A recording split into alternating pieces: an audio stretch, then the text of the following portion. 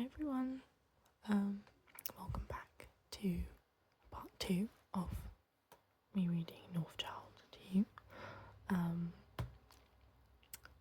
This one might be a little bit shorter than the first one because the first video took a very long time to upload, so I might go for a little bit less time with this one, but I'm just gonna get started, okay? So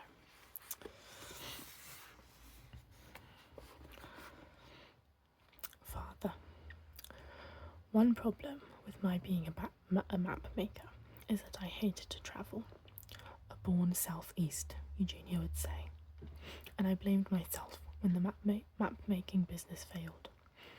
In fact, it had already been on shaky ground, but when Esbjorn and his wife died in an influenza epidemic and the business fell to me, it soon became clear that I couldn't make a go of it.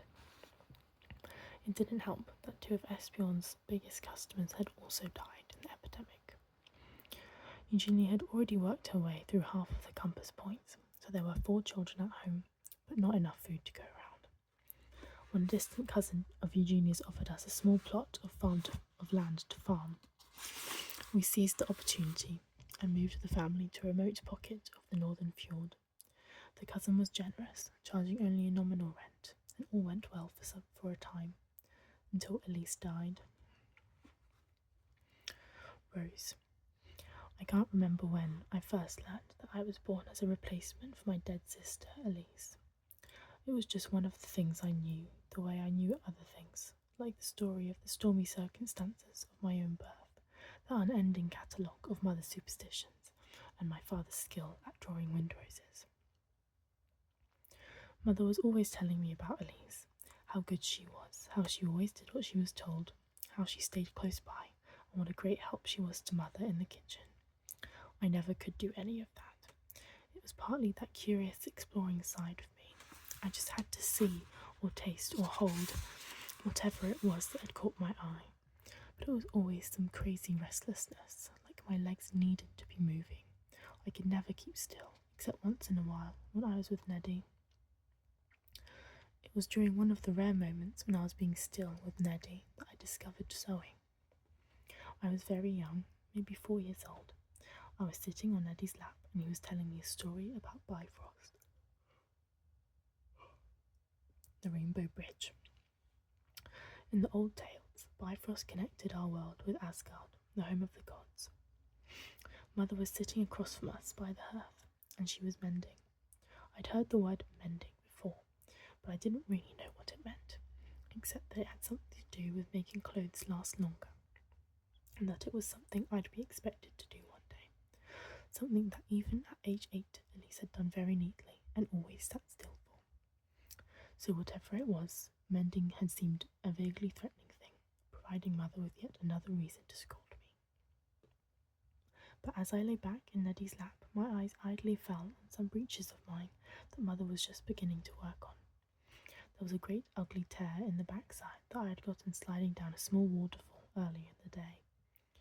My near drowning at the bottom of the waterfall had left me more subdued and tired than usual. I closed my eyes sleepily, drawing into Neddy's description of Thor swinging his mighty hammer as he crossed the Rainbow Bridge. When I opened my eyes again, I saw that the rip in my breeches had disappeared. I sat up, wide awake. It was magic. It might be thought odd that I had never noticed Mother sewing up a hole before, but usually she saved her mending for later in the evening, the peaceful time of day when I was asleep. I was by her side in a flash, all trace of sleepiness gone, the Bifrost Bridge forgotten. Do it again, I demanded. Do what? She asked, bewildered. Make a hole go away. She smiled and picked up another piece of mending.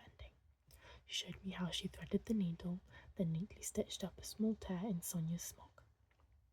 I watched avidly, and then said with conviction, I want to. Mother hesitated a moment, weighing her natural concern about little fingers and sharp objects against the desire to encourage this unexpected interest in mending. Realizing it was a way to keep me still, sitting still, she agreed, and though a few drops of blood were spilled, I stubbornly kept at it, determined to master this magical talent. As I poked and prodded the fabric, I badgered Mother with questions about the needle and the pins and where the thread came from. Amazed to learn it was from my own dear sheep Bessie and all her friends and relatives.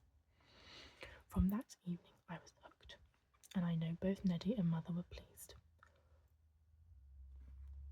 Mending was one of the few things that kept me indoors so they could keep an eye on me. Father, you tell me about Elise, Rose would say to me. I suppose that was natural enough, though at the time I did worry that Eugenia spoke of Elise too much, setting her up as some sort of ideal that little Rose could never be able to measure up to. I needn't have worried. Rosie was her own person from the beginning. She never showed any signs of changing her nature to please her mother or anyone else. She did ask me once to draw her a picture of Elise. Her request took me by surprise, but the more I thought about it, her curiosity was understandable. I confess I spent far too much time on a little drawing, but I think the work did me good, and Eugenia too. It brought back many good memories. When I showed the drawing to Rose, I couldn't tell what she thought at first. She just studied it very carefully for a long while. I had used my small supply of paints to enhance the drawing with colour, and the only question Rose asked was about Elise's hair. "Is that the right colour, Father?"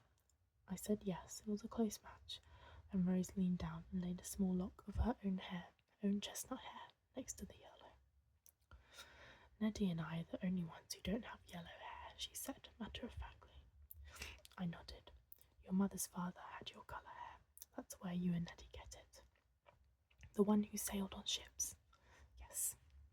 She smiled. Then she asked me, as she often did, if she could see her windrose, the one I had designed for her. Shortly after the birth of our first child, Nels Erland, I had drawn a windrose, especially for him. Though I did not believe in the birth direction law, I confess that I used images from it to design the windrose. Nels Erland's design contained, among other things, a soaring white tern, a bird indigenous to our northerly lands, and a ledger and quill for totting up accounts. I did the same for each child born. Rose, in particular, loved to pore over her drawing, tracing the lines with her fingers. I was always a trifle uneasy when she did, afraid that her keen little eyes might seem to lie there. It was so glaring into my own eyes, and it made me sad. For to me, it marred the beauty of what was certainly the best of all the windroses I had designed. A few times late at night, when the children were asleep and there was no danger of being overheard, I brought it up to Eugenia. The lie. "Do you not think it would be best for Rose to know the truth of her birth? She is young yet. It would be less—" I paused. "Less harming to learn it now." "I do not know what you are talking about, Aunt." She truly didn't.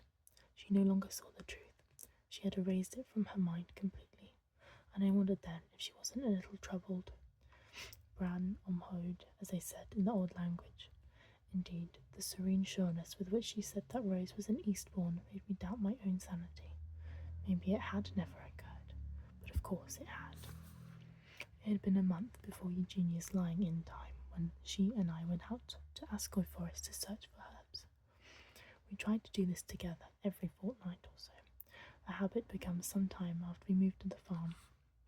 It was a way to spend a few quiet hours together, uninterrupted by a child's cries or questions.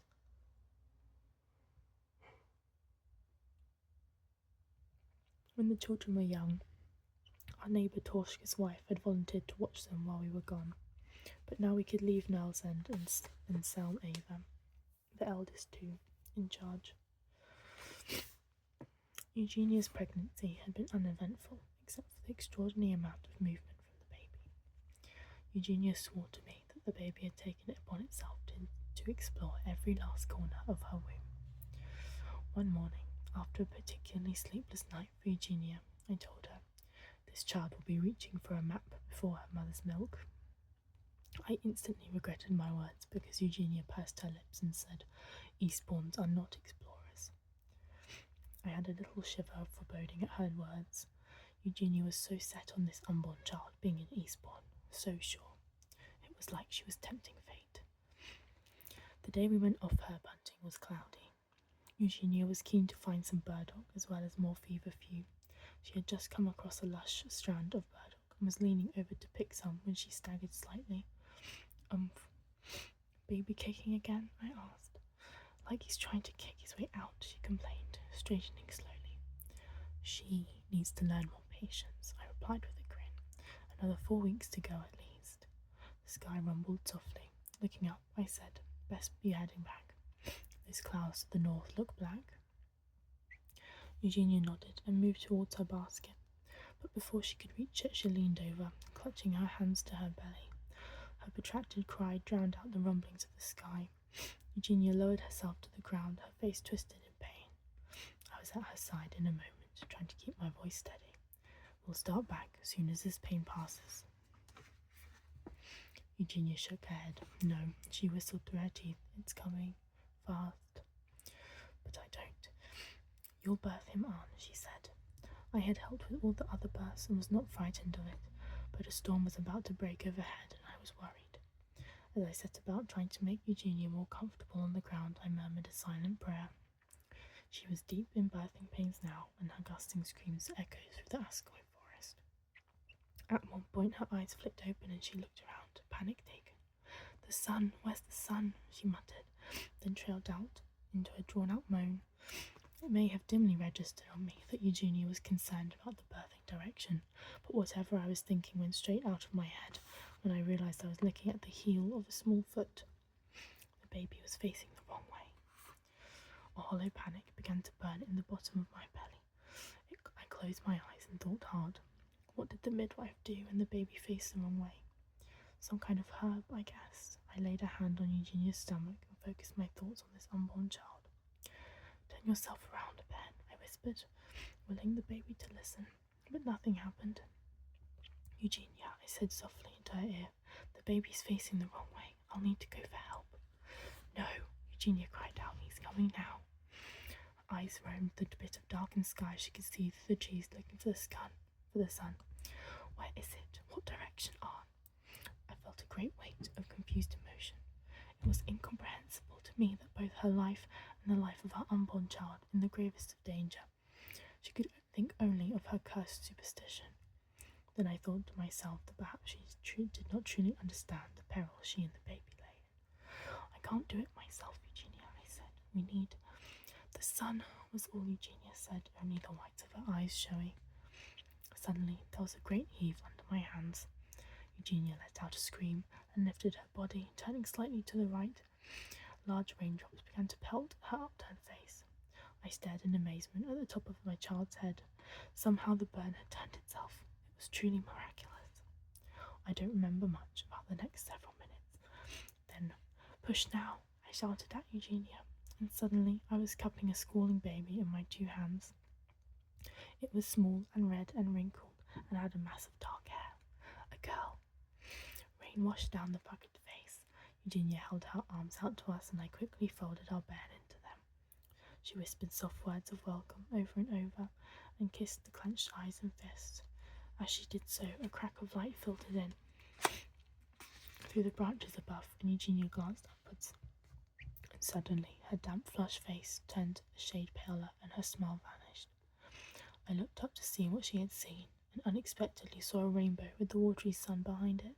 It was beautiful, I thought, and to me was a good omen. The rain still fell lightly. North, she gasped in disbelief. Then I understood. I almost laughed out loud in relief. She's a Northbourne then, is she? Oh, well, it must have been destined. No, she screamed at me. She is not a Northbourne. She will not be a Northbairn.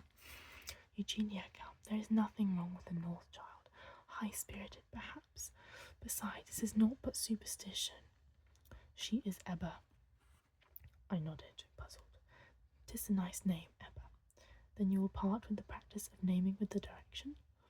I was east-facing when the birthing began. I thought back. The sky had been dark. There was no way to tell what direction Eugenia had been facing. She is an east bairn, and her name is Ebba, Eugenia said defiantly. I nodded slowly, though I felt a stirring of unease. I will not have her die, she whispered. Die, I thought, then remembered the Skjebnesok's prediction. Death by ice and snow. And Arn, you will never tell a living soul. Tell what, Eugenia? That she is anything but an Eastbairn, and she is an Eastbairn. Her eyes burned wildly in her pale, wet face. I laid my hand on her tangled hair. You want time to think on it, Eugenia, I said. No, her voice was implacable. She is Ebba Rose, for the compass rose, because she is my last. Eugenia said firmly, her eyes intent on mine. Promise me, Arn, you will never tell another living soul. I hesitated. Finally, I said, I promise, because I could not bear the unhappiness behind those eyes. She smiled then, and bent her face over the baby again, murmuring her love. Later, I took the baby from her so Eugenia could rest a while before we began our walk back to the farmhold. I lightly ran my finger over the tips of the standing-up chestnut hair of my daughter. The hair was damp and cool, and as I looked into her wrinkled little face, a thought came, unbidden, unexpected. Neve, born of the rainbow. Had I heard it in a poem long ago, one of Nettie's poems? Whatever the case, from then on, though I honoured my agreement to Eugenia, in my heart I called my daughter Neve. When I wrote in the family birth book of the beginning day of my 8th child, I wrote Ebba Rose. And when I drew the wind rose, as I had for each of my 8 children, hers was the most intricate and would easily have been the most beautiful had it not been for the lie. A strange thing came over me, however, as I drew, and almost without meaning to. The drawing I did also told the truth, but it was only there for one who wanted to see it. It was a secret, and so it remained until that catastrophic night when the white bear came to our door.